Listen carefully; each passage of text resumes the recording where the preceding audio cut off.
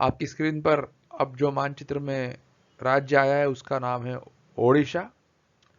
और संगमय उड़ीसा के मंत्रदाता बाबूराव पालधीकर के बारे में अब बात करेंगे। उड़ीसा में संघ कार्य के सूत्रधार थे श्री दत्तात्रेय भिकाजी उर्फ बाबूराव पालधीकर जी। बाबूराव जी का जन्म 1921 में वर्धा में हुआ था। उनके पिताजी और चाचा जी भी स्वयंसेवक थे, इसलिए वे बालपन से ही डॉक्टर हेडगेवार जी के संपर्क में आ गए। दत्तोपंत ठेंगड़ी आरवी में इनके सहपाठी थे और इन्होंने ही उन्हें स्वयंसेवक बनाया था। मेधावी छात्र के होने के साथ साथ साहित्यिक और सांस्कृतिक गतिविधियों में भी आप भरपूर रुचि रखते थे। आपको मराठी, संस्कृत और अंग्रेजी भाषाएं आती थी, पर एक ही वर्ष में उन्होंने हिंदी, उर्दू और पंजाबी भी सीख ली। 1944 में विभाग प्रचारक, 1947 में सह प्रांत प्रचारक आपको बनाया गया। विभाजन के समय हिंदुओं की रक्षा तथा उन्हें बचाकर लाने में बाबूराव जी की भूमिका बहुत महत्वपूर्ण रही। गांधी हत्या के आरोप में संघ पर प्रतिबंध लगा दिया गया 1948 में। इस दौरान उनके पिताजी को गांव में संघ विरोधियों ने खंबे से बांधकर जलाना चाहा।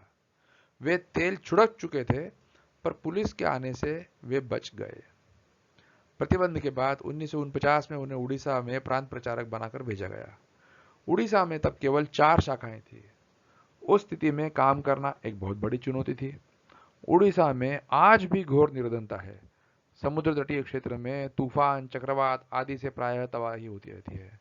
ऐसे में बाबूराव जी ने वहां काम खड़ा किया और धीरे धीरे उड़ीसा में 200 शाखाएं लगाई। वे कार्यकर्ताओं को सदा संघमय उड़ीसा बनाने का संकल्प दिलाते रहे। मानचित्र में अब आ गए हम मध्य प्रदेश राज्य में। मध्य प्रदेश में संघ की नींव को मजबूत करने वाले लक्ष्मण राव तरानेकर जी का जन्म 1926 को इंदौर के पास सावेर में हुआ था। एमए की उपाधि लेकर आप प्रचारक बन गए। सर्वप्रथम भोपाल भेजा गया। भोपाल, विदिशा, ग्वालियर, शिवपुरी, मुरैना आदि में काम करते हुए 1968 में उन्हें ग्वालियर का विभाग प्रचारक भी बनाया गया। वे प्रांत के बौद्धिक और संपर्क प्रमुख भी रहे। उन्होंने प्रत्यक्ष दायित्वों से जब मुक्ति ले ली, लेकिन लक्ष्मण राव सरलता और सादगी की प्रतिमूर्ति थे। संघ का विचार और अनुशासन उनके रक्त के कण कण में बसा हुआ था। उनकी छोटी अवस्था वाले कार्यकर्ता भी जब बड़ा दायित्व मिलता था तो उनके आने पर वे उठकर स्वागत करते थे और द्वार तक छोड़ने जाते। स्वदेशी के आग्रही होने के कारण वे कार्यालय पर कभी विदेशी कंपनियों का सामान नहीं आने देते। ऊपर से देखने पर वे सदा धीर गंभीर और कठोर, पर एक बार जो उनके निकट आया सदा उनके साथ जुड़ गया। कम से कम सामान में जीवन का निर्वाह कैसे हो सकता है, लक्ष्मण राव इसके श्रेष्ठ उदाहरण थे। आधी बहा का स्वेटर तथा एक गर्म चादर में वे पूरी सर्दियां काट देते थे।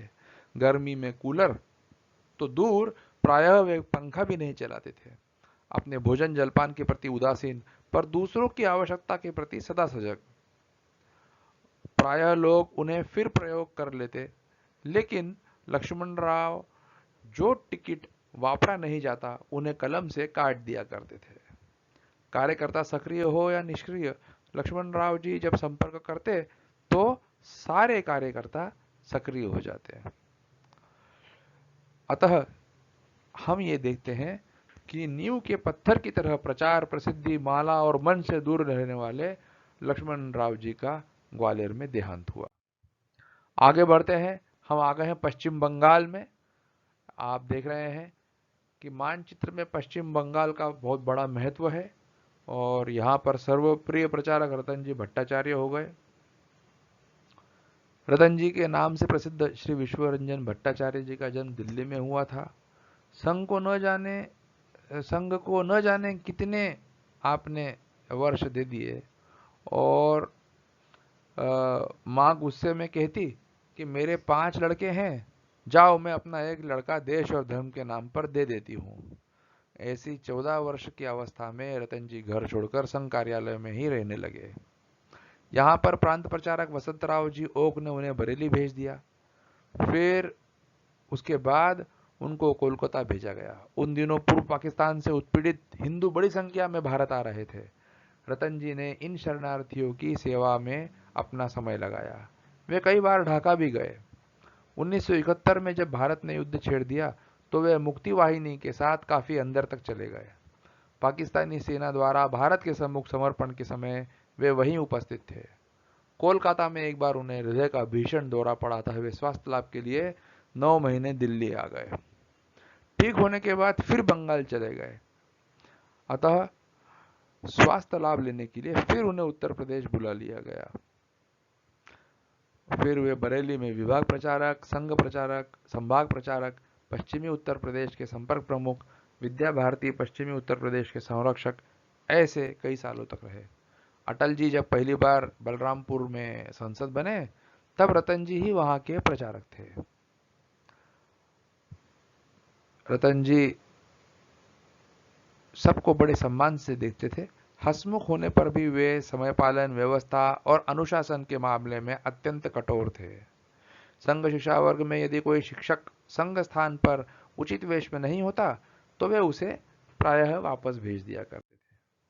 आपकी स्क्रीन पर हम लोग आ गए हैं पूर्वांचल की तरफ और सामने दिख रहे हैं मौन साधक अरविंद भट्टाचार्य जी।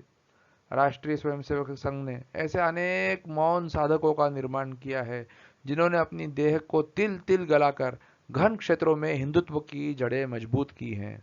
ऐसे ही एक साधक थे अरविंद जी भट्टाचार्य। अरविंद जी का जन्म आसाम में हुआ। वे विद्यार्थी जीवन में संघ के स्वयंसेवक बने। इंटर कॉलेज में प्राध्यापक हो गए। प्रारंभ में उन्हें संघ के काम में लगाया गया और विश्व हिंदू परिषद का संपूर्ण उत्तर पूर्वांचल अर्थात 7 राज्यों का आपको संगठन मंत्री बनाया गया। इस क्षेत्र में यातायात के लिए पैदल और बस का ही सहारा।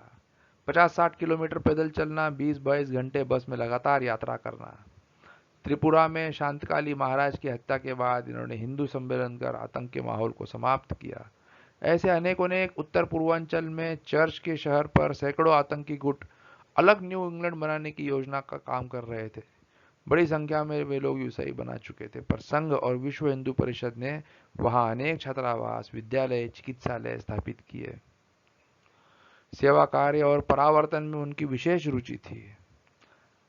मार्च 2009 में उनका सहस्त्र चंद्र दर्शन कार्यक्रम जब मनाया गया तो 3 लाख परिवारों को संपर्क किया गया और पूर्वांचल के सारे क्षेत्रों से हजारों कार्यकर्ता उनसे मिलने आए। अगली स्क्रीन पे हम आ गए हैं आंध्र